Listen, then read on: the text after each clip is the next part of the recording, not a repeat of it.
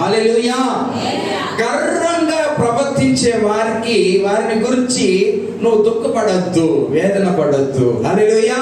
వారి నిమిత్తమై నీవు ఎంతో బాధపడుతున్నావు. నువ్వు బాధపడాల్సిన అవసరం లేదు. ఎందుకంటే గర్విష్ఠులను ఆయన ఏం చేస్తాడంటే, గర్వముతో నడుచుకున్న వారు, ప్రవర్తించు వారికి ఆయన గొప్ప ప్రీతికరమ చేస్తాడంట. హల్లెలూయా. వారి గర్వానికి తగినట్టుగా దేవుడు చేస్తాడని వాక్యంలో చెప్పబడుతుంది. హల్లెలూయా.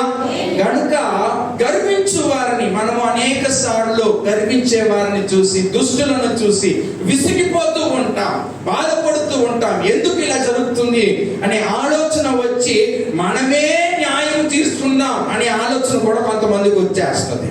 మనమే న్యాయం తీర్చుకుని ఎవరు మన పక్కనకి రారు, ఎవరు మన పక్షంగా ఉండరు, కనుక నేనే న్యాయం తీర్చుకుంటానని చెప్పి మనమే మన సొంత శక్తి మీద ఆధారము చేసుకొని మనము ముందుకు సాగుతూ ఉంటాం. కానీ దేవుని వాక్యం ఏం సెలవిస్తుందంటే, రోమీయులకు రాసిన పత్రిక 12వ అధ్యాయము తీసి చదవండి. రోమీయులకు రాసిన పత్రిక 12వ అధ్యాయం 19వ వాక్యం చదువమ్మా.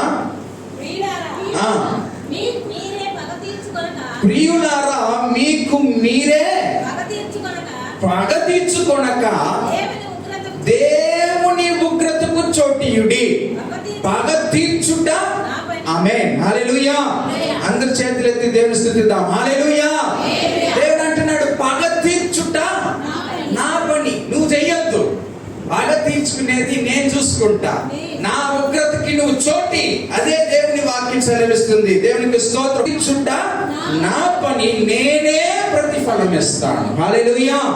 ఒకవేళ నీకు ఎవరైనా కీడు చేశారా, నీకు మోసము చేశారా, నిన్ను నమ్మించి నీకు ద్రోహము చేసినట్లయితే, ఈ దినము నువ్వు బాధపడుతున్నావు, కన్నీరు కారుస్తున్నావు, వేదనతో ఉన్నావు. నీకు చెందవలసింది వారు నీ దగ్గర నుంచి వారు తీసుకున్నారు. దేవునికి స్తోత్రం. నీకు సహాయం చేస్తానని చెప్పి నీ దగ్గర ఉన్నది కూడా వారు తీసుకున్నారు.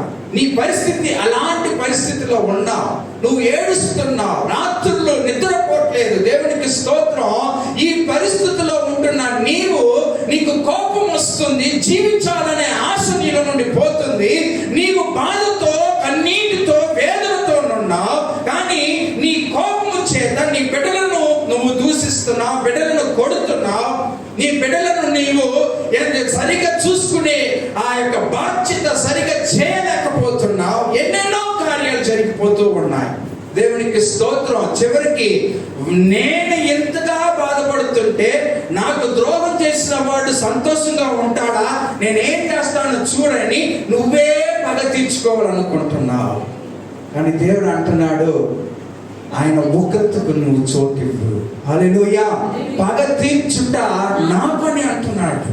ఆయన పగ తీర్చుకునే దేవుడు. ఎందుకంటే ఆయన పగ తీర్చడం కాదు, కానీ ఆయన ఏమంటున్నాడంటే ప్రతిఫలం చేస్తాడంట. ఎవరు తప్పు చేస్తే దానికి ఫలము వాడు పొందుకుంటారు. హల్లెలూయా.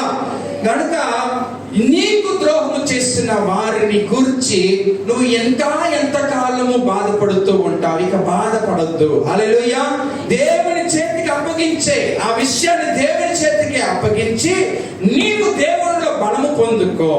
దేవుడు నిన్ను ఎందుకైతే ఈ లోకములో సృష్టించాడో, దేవుడు ఎందుకైతే ఈ లోకములో నిన్ను ఇంతవరకు ప్రాణముతో ఉంచాడో, అది కొంతసేపు నువ్వు కూర్చొని ఆలోచించి దేవుని వాక్యాన్ని ధ్యానించి, ఆయన ఆ దావీదు ఏం చేశాడంటే దేవుని సన్నిధిలో విచారణ చేశాడంట. అలాగే దేవుని సన్నిధిలో విచారణ చేసి నువ్వు ముందుకు సాగు. నువ్వు చేయాల్సిన కార్యం నువ్వు చేయి. దేవుని మీద నువ్వు విశ్వాసం ఉంచు. హల్లెలూయా. దేవుని పరిశుద్ధ నామానికి మహిమ కలుగును గాక. దేవుని వాక్యము ఈ దినం మనతో చెప్పుచున్నది ఏంటంటే, నీవు బాధపడొద్దు. నీకు ఎవరైనా ద్రోహము చేశారా, నీకు అన్యాయం జరిగిందా? మనకు తెలుసు కదా, ఒక స్త్రీకి అన్యాయం జరిగింది.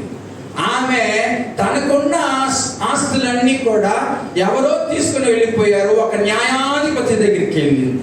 మనుషుడే. ఆ న్యాయాధిపతి ఎలాంటి వాడమ్మా? ఆయనేమో న్యాయాధిపతియే, కానీ ఆయన ఎలాంటి వాడు? అన్యాయస్తుడైన న్యాయాధిపతి. అది చూడండి ఎలాగుందో, అన్యాయస్తుడైన న్యాయాధిపతి. ఆయన దగ్గరికి వెళ్ళి నిలబడింది. ప్రతిరోజు తరచుగా వెళ్ళి నిలబడి న్యాయం అడుగుతూనే ఉంది. చివరికి ఆ అన్యాయస్తుడు కూడా మారాడు. దేవునికి స్తోత్రం.